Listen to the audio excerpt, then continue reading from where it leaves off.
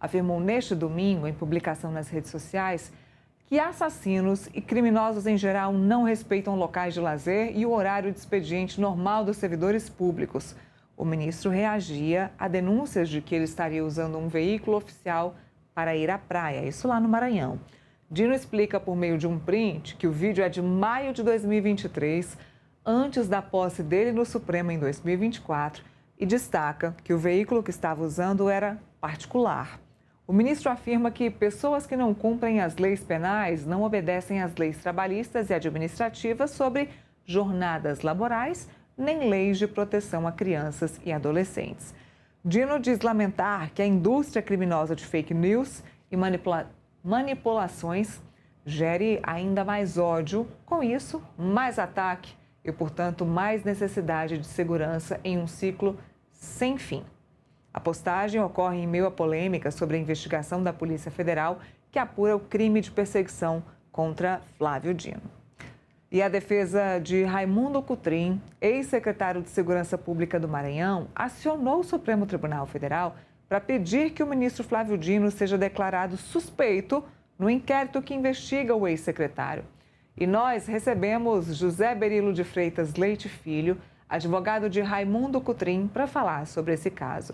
Doutor José, muito boa tarde, bem-vindo aqui ao Contexto Metrópolis, já agradeço pela gentileza e quero começar lhe perguntando o seguinte, como foi essa ação que vocês impetraram no Supremo Tribunal Federal pedindo a suspeição do ministro Flávio Dino? Claro, isso ainda não aconteceu, só vai acontecer se o caso de fato for discutido no plenário do Supremo, certo?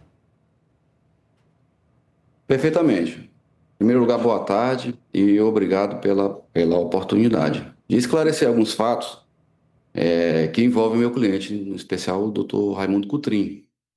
Raimundo Cotrim foi delegado de polícia, delegado aposentado da Polícia Federal, onde prestou mais de 30 anos de serviços à nação, secretário de Segurança Pública por 2 mandatos, por 8 anos, mais de 8 anos, foi deputado estadual por 2 mandatos, e no momento do seu afastamento, ele era secretário de Assuntos Legislativos do governo do Estado do Maranhão. E eu peço licença, a princípio, para falar sobre fatos de dias antes. Porque o que chamou mais a atenção da mídia foi o que aconteceu agora, dia 18, que envolveu a quebra do sigilo da fonte do jornalista Luiz Pablo. Mas para poder explicar acerca do pedido que nós impetramos junto ao STF, é preciso rememorar alguns fatos bem recentes. No dia 17 de julho, agora, o ministro Flávio Dino decretou a prisão do senhor Raimundo Cotrim. Prisão que foi preventiva, que foi convertida em prisão domiciliar por conta da idade dele. Ele já é um idoso de 72 anos. E foi relacionada a um fato, a um caso chamado, que repercutiu bastante, principalmente no Maranhão, mas também a nível nacional, é o chamado caso Tech Office, que é esse que supostamente envolve os familiares da família do governador. Então, o que nos chama a atenção é o fato de que, nesse processo, nessa PET, o ministro Flávio Dino é o relator, decreta a prisão agora no dia 17 de julho, busca apreensão e prisão do Raimundo Cotrim em uma situação, e já no dia 11 de agosto ele é vítima da mesma situação. Então entendemos que há uma suspeição superveniente. Esse é o nosso motivo de ter impetrado essa ação junto ao STF. Ora, se em um momento ele é o relator de uma prisão contra o Raimundo Cotrim e no segundo momento ele é apontado como vítima, que é de relatoria do ministro Moraes, a gente entende que há um choque de interesses aí. Se em um momento ele é vítima e em outro momento ele é o algoz, ele é o relator de uma prisão desproporcional e encabida. Então, esses são os fatos que nos levaram a peticionar junto ao STF. Bom, doutor, para quem está nos assistindo, doutor José, eu queria que o senhor explicasse como esse caso acabou tomando proporções enormes por conta da quebra do sigilo da fonte E aí o Supremo Tribunal Federal, por meio do Alexandre de Moraes e do Flávio Dino, vem batendo na tecla de que o Raimundo Cotrim é um criminoso. Então, para quem está nos assistindo, explica que crime foi que ele cometeu antes mesmo de mostrar, indicar, repassar essas fotos e informações do ministro Flávio Dino para o jornalista Luiz Pablo. Olha, essa é uma pergunta que eu não posso, nem sei responder, porque meu cliente não cometeu crime nenhum. Ele não cometeu crime. Ele está preso, como já disse, ele é inimigo pessoal e político há muitos anos do ministro Dino. Há muitos anos. Isso é público notório. Basta dar aí fazer uma pequena pesquisa na internet que você vai ver as declarações contundentes que o doutor Cotrim, enquanto deputado estadual, ele fez críticas ácidas, inclusive, críticas mesmo bem pesadas, inclusive denunciou crimes, supostos crimes cometidos pelo então governador Dino. Então, existe um clima de animosidade entre eles. E aí nos deparamos com essa primeira PET, que foi o mandado de prisão, e na segunda PET, que foi somente em relação à busca e apreensão, na qual figura o doutor Cotrim como a fonte do jornalista Luiz Pablo. Aí eu quero saber qual é o crime que ele cometeu. Qual o crime que ele cometeu? Fornecer dados, fornecer elementos públicos do mau uso, possível mau uso de veículos públicos do Poder Judiciário pelo ministro Dino. Esse é o crime. E por que o crime, o suposto crime cometido pelo ministro Dino não foi investigado, não foi apurado? Então, se apura o jornalista, te apura um possível crime do jornalista, se apura um possível crime do advogado do jornalista, se apura o possível crime da fonte do jornalista, mas não apura o suposto crime da notícia do jornalista. Então, realmente, nós não sabemos exatamente o que se trata. Que crime que meu cliente cometeu. Nem no primeiro momento, que ele é tido como alguém que controla uma rede de arapongagem para fornecer elementos e perseguição a uma vítima de um homicídio, perdão, melhor dizendo, a um assassino, consumais e confesso de um homicídio. E no segundo momento ele aparece apenas tão somente como uma fonte que fornece alguns dados públicos para que o jornalista o jornalista consiga trazer a público um possível crime do ministro.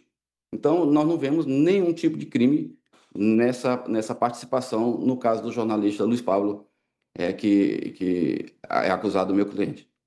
Doutor José, eu vou colocar o Felipe Monteiro, meu parceiro aqui no programa, para participar da entrevista.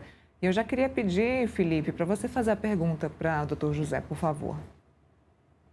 Perfeito. Boa tarde, doutor José.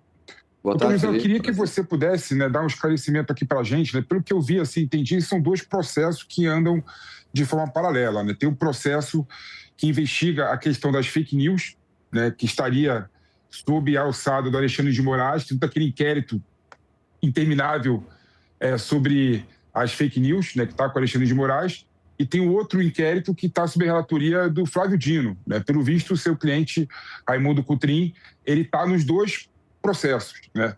E aí eu queria entender o seguinte, né? Numa da declaração do Alexandre de Moraes, ele deu a entender que relativizou o direito constitucional de sigilo da fonte porque tinha um crime muito grande por trás. Ele falou que tinha uma organização criminosa muito profunda nas entranhas do poder do Maranhão e que estaria cometendo crime com essas informações, né? Então, eu queria que você esclarecesse, eu queria saber sua opinião sobre essa declaração do Dino, né? Esclarecesse esses dois pontos aqui, esses dois processos que andam paralelamente no Supremo Tribunal Federal. Pois bem, vamos lá. O primeiro processo que nós tivemos conhecimento, não temos acesso até a presente data. Desde a prisão dele, no dia 18, ele se apresentou voluntariamente na Superintendência de Polícia Federal aqui, em São Luís do Maranhão. Eu mesmo o apresentei e não tivemos acesso à decisão e nem aos autos do processo.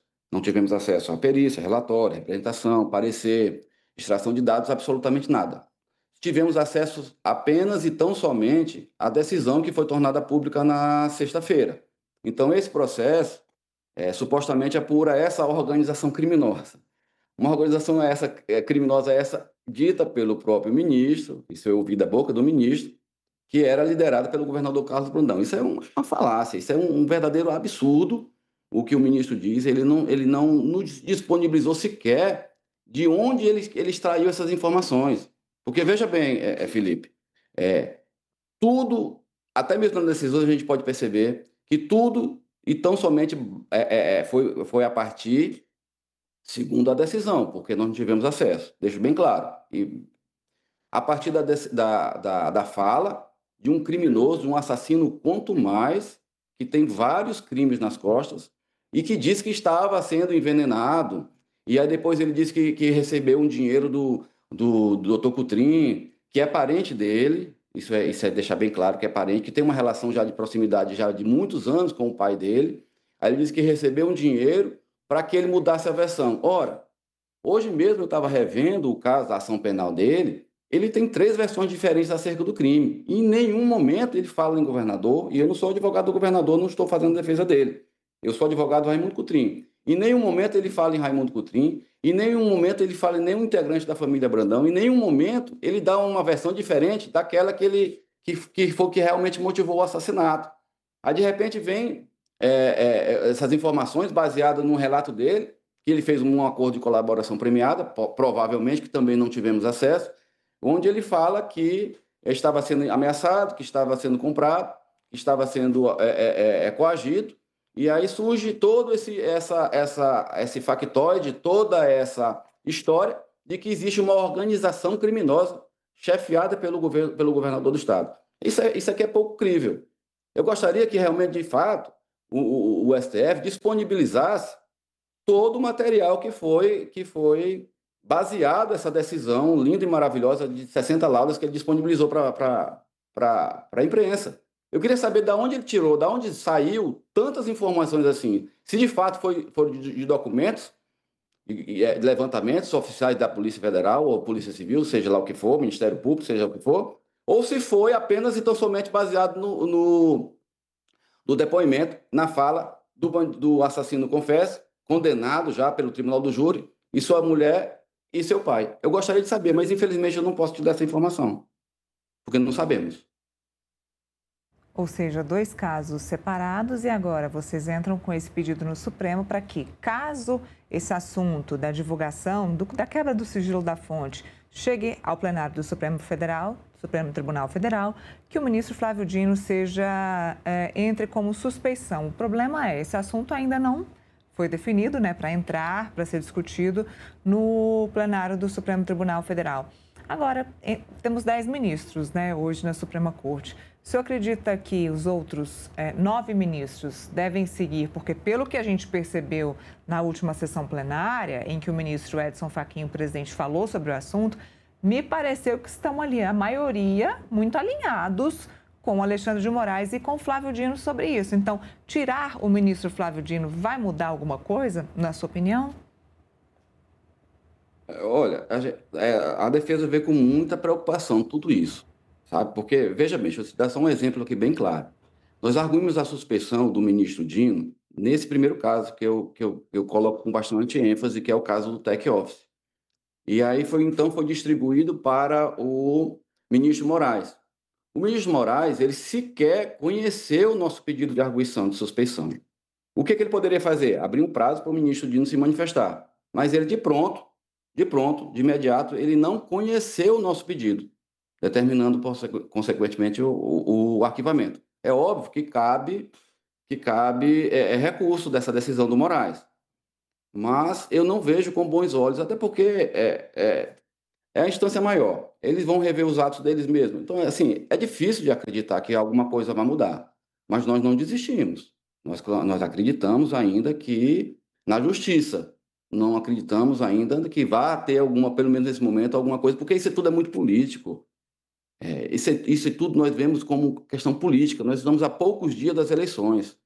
E aí, hoje mesmo, não sei se vocês já tomaram conhecimento, hoje mesmo, o Daniel Brandão, que é o conselheiro do TCE, do Tribunal de Contas do Estado aqui do Maranhão, hoje ele foi afastado pelo ministro Dino. Aí amanhã pode ser o quê? O afastamento do governador, amanhã vai ser a prisão de algum membro da família, amanhã vai ser uma outra atitude que venha a influenciar nas eleições. A nossa dúvida e questionamento é, por que o ministro Dino ainda interfere diretamente em questões ligadas ao Maranhão, seja políticas ou seja criminais.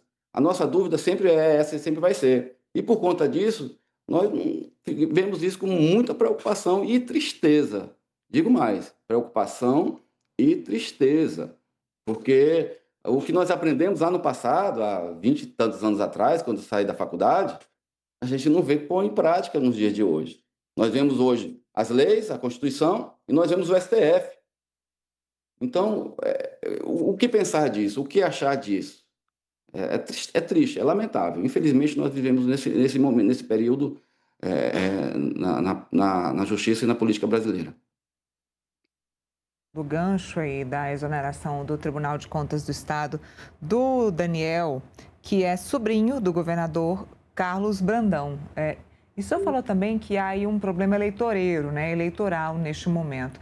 Existe algum problema na justiça ou alguma discussão do governador com o ministro Flávio Dino que possa estar atrapalhando, inclusive, o seu cliente?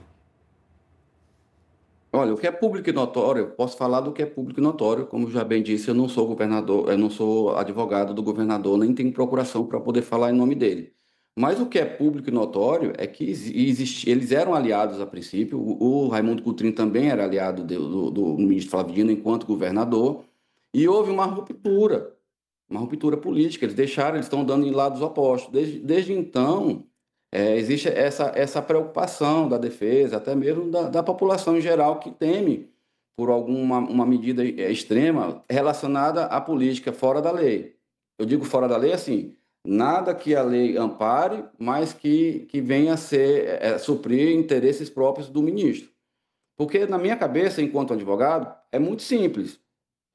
Veja bem, tudo bem, não estou questionando aqui a questão da escolha do ministro. O ministro Flávio Dino é um magistrado extremamente inteligente, foi juiz federal, não estou questionando a capacidade intelectual dele de forma alguma, em absoluto. Mas fica muito estranho alguém que foi governador do estado do Maranhão e agora é ministro do STF julgar causas de inimigos políticos, como o governador e como o ex-deputado, o delegado aposentado Raimundo Cotrim. Me soa estranho. Então, a preocupação é latente. Bom, quero passar a palavra para o Felipe. Felipe, tem mais uma pergunta para o doutor José? Doutor José, além desses expedientes que entraram no Supremo Tribunal Federal de pedir a suspeição do Flávio Dino, né, em relação ao julgamento, a defesa pensa em alguma outra estratégia para defender o Raimundo Cotrim? E você fala também com o advogado do jornalista que teve o sigilo de fonte violado, né? Vocês pensam em alguma conduta conjunta, algum posicionamento conjunto, ou a estratégia é só declarar o Dino suspeito nesse primeiro momento? Nesse primeiro momento, sim, até porque, como eu já disse, não tivemos acesso. Então, como tudo está tudo muito ligado, uma decisão reflete na outra, uma situação depende de uma outra. Então, no primeiro momento, na prisão, nós não tivemos acesso. Nesse segundo momento, que é a do jornalista, tivemos acesso na data de hoje apenas, à íntegra do processo. Então, a nossa defesa vai ser em relação, primeiro, a ele. Propriamente defesa não existe, né? Até porque ele não tem denúncia, não foi relatado o inquérito policial. O que vai acontecer é que amanhã ele será ouvido pela Polícia Federal e nós vamos esclarecer o fato em relação ao caso do jornalista. No primeiro caso, sem acesso. No segundo caso, somente a apresentação da versão dele para a polícia, para que esperar a conclusão do inquérito e vamos ver o que vai acontecer. Quem vai ser ouvido pela PF é o Raimundo Cotrim. O Raimundo Cotrim será ouvido amanhã. Amanhã, no período das 14 horas, está marcado já sua oitiva, perante o delegado de Polícia Federal e de Brasília. Ele está em prisão domiciliar, mas mesmo assim, obviamente, vai fazer por videoconferência. Será ouvido e vai esclarecer os fatos, sim. Vai dar a sua versão e não vai dizer que não foi ele que mandou, obviamente, está lá, não tem como negar, mas que isso não representa nenhum tipo de crime. Fornecer dados elementos para jornalista, na nossa visão, não significa crime. Não. Porque senão você está criminalizando também a profissão do jornalista, criminalizando a advocacia, criminalizando uma série de profissões né? Até porque isso é um precedente absurdo e perigoso. Digamos, a revolta, digamos assim, dos jornalistas, a partir dessa notícia, foi lógica e foi clara, né? Porque vocês se sentiram até mesmo ameaçados por tudo isso. Sim. Porque como vão produzir se não houver fontes? E a fonte vai secar, porque eles estarão com medo de fornecer elementos para vocês. O precedente Então, é perigoso mesmo. é perigoso e pode se tornar uma bola de neve, né? Uma coisa assim, imparável, né? Não vai parar mais. É daí para pior. É o que estávamos conversando aqui na sexta-feira, doutor, porque independentemente de um jornalista receber uma informação, não cabe ao jornalista saber como a fonte encontrou, como a fonte recebeu aquela informação. Só nos resta divulgar, claro, se tiver aí interesse público. Então, não dá para julgar um jornalista por ter recebido uma informação, seja de quem for. Então, realmente, esse precedente ultrapassou todos os limites. A gente continua acompanhando. Amanhã, se o senhor puder nos informar como foi esse depoimento, enfim, o que pudermos ter de informação sobre isso, te agradeço muito e agradeço já também a nossa entrevista, nosso bate-papo aqui hoje. Muito obrigada. Certo, estaremos sempre às ordens. Muito obrigada. Até a próxima.